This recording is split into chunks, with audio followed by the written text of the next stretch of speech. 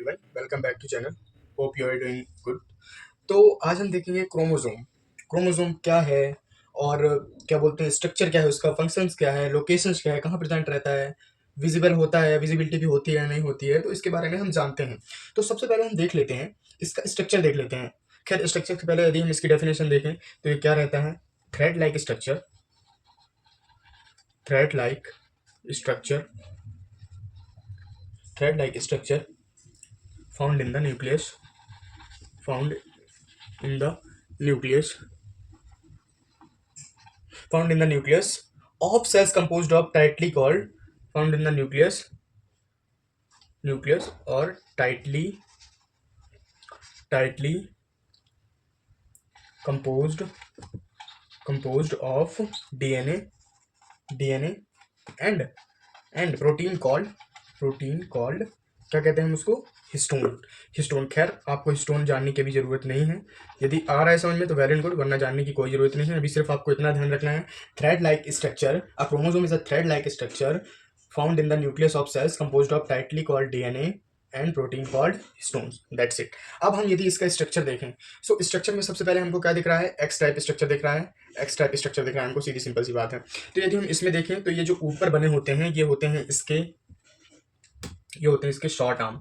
इसको हम कहते हैं शॉर्ट आर्म। ये है शॉर्ट आर्म। एंड ये जो होते हैं नीचे, इसको हम कहते हैं लॉन्ग आर्म।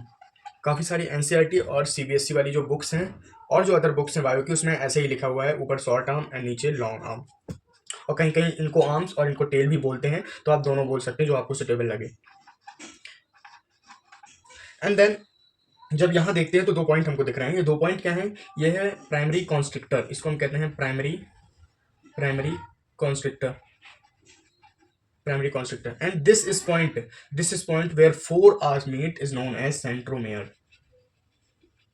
सेंट्रोमेयर ज्यादा कुछ नहीं इसमें ध्यान रखने वाली बात है, नॉर्मल सी चीज है, टर्म है, पॉइंट रहता है क्रोमोसोम में मिडिल में, सेंट्रोमेयर कहते हैं बस। प्राइमरी कॉन्स्ट्रिक्टर क्या होता है, प्राइमरी कॉन्स्ट्रिक्टर सैटेलाइट को बोलते हैं। किसको बोलते हैं, सैटेलाइट को, that gives appearance of small fragment known as satellite. ये हो गया हमारा स्ट्रक्चर। देन इसके बाद देखते हैं इसके फंक्शन क्या होते हैं। इसका जो फंक्शन होता है मेनली, फंक्शन होता है, क्या करता है, ये packages the DNA material to ensure its property to pass during cell division. तो क्या करता है, पैकेजिंग ऑफ डीएनए, सिंपल सी बात है, packaging of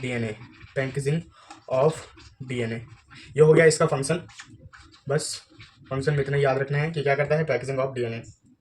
okay. And then यदि हम इसकी लोकेशन की बात करें तो found in the nucleus of eukaryotic, मतलब प्लांट्स और एनिमल्स, और प्रोकैरियोटिक में, बैक्टीरिया में ज़्यादा। यदि हम बैक्टीरिया की बात करें तो सर्कुलर पाया जाता है, और प्रोकैरियोटिक यूकैरियोटिक की बात करें तो सिंगुलर फॉर्म में पाया जाता है। जाहिर सी बात है, और इसकी विजिबिलिटी ऐसी विजिबल हमको नहीं होता है, हम नेकेड आई से नहीं देख सकते हैं, इसको माइक्रो स्कोप से देखना पड़ता है, जब ये जाके थोड़ा बहुत हमको विजिबल होता है। एंड देन इसकी प्रेजेंस की बात कर लेते हैं। तो जो एक्स है, मतलब बेसिकली ये क्या है, एक क्रोमोसोम दिखाया है मैंने आपको, लेकिन प्रेजेंट कैसे रहते हैं मेल्स में, जैसे males have XY type of chromosome, females have XX type of chromosome. So females में ऐसे रहते हैं, फीमेल्स में प्रेजेंट रहते हैं एंड मेल्स में, दोनों में प्रेजेंट रहते हैं।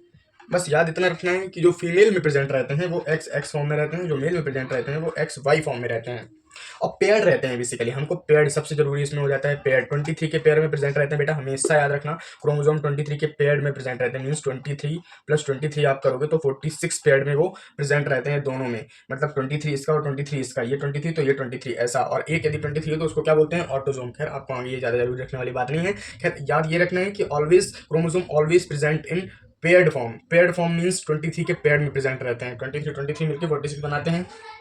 और जाहिर सी बात है, मेल्स में XX एंड फीमेल्स में XY, इतना याद रखने वाली बात है। और इसका आप डेफिनेशन याद रख सकते हैं, thread like structure found in the nucleus tightly composed of DNA and protein called histones.